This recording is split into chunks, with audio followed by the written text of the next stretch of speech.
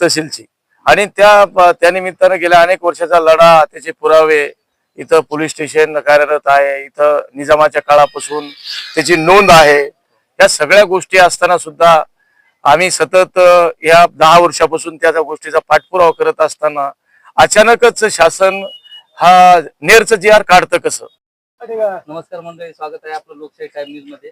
आज शिवली येथे जे भाऊ बोराडे आज शिवलीमध्ये आले, येथे त्यांची बैठक झाली। शिवली वाशिम त्यांनी काय चर्चा केली जाणून घेऊया याविषयी। तर नमस्कार आपलं, आज आपण शिवली येथे आले, काय चर्चा झाली आपली बैठकीत? शिवली आणि शिवली परिसरातील सर्व शेतकरी बंधू आणि ग्रामस्थ यांनी फोन केला आणि बैठकीला या म्हणून असं मला निमंत्रण दिलं। त्यामुळे मी सगळ्या अनेक सहकारी या बैठकीतले माझे जुने सहकारी आहेत, बबनराव सारखे माणसं, आम्ही सोबत एकत्र काम करणार आहे शिवसेनेचे।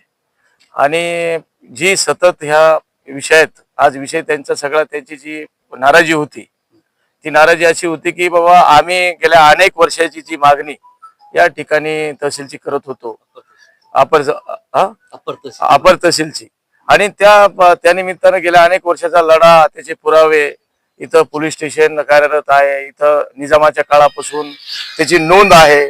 या सगळ्या गोष्टी असताना सुद्धा आम्ही सतत या 10 वर्षापासून त्या गोष्टीचा पाठपुरावा करत असताना अचानकच शासन हा नेरचं जी.आर. काढतं कसं, अशा ग्रामस्थाची मागणी होती किंवा हे अचानकच जी.आर. नेरचा निघाला कसा।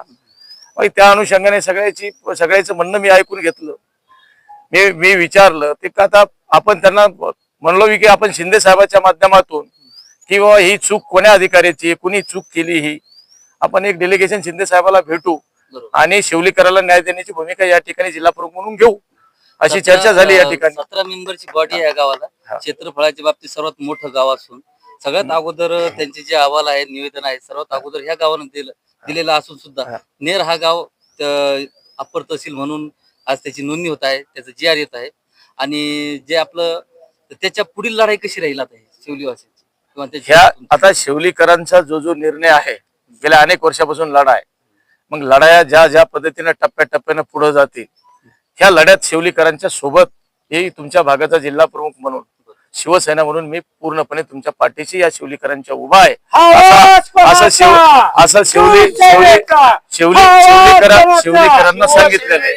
खरं तर हे गाव आतापर्यंतच नगरपंचायतला पात्र असणारं गाव आहे। आपल्या जिल्ह्यात एक तुमच्याहून लहान गाव आपलं हे तीर्थपुरी नगरपंचायत, मी तिकडे जिल्हा प्रमुख आहे।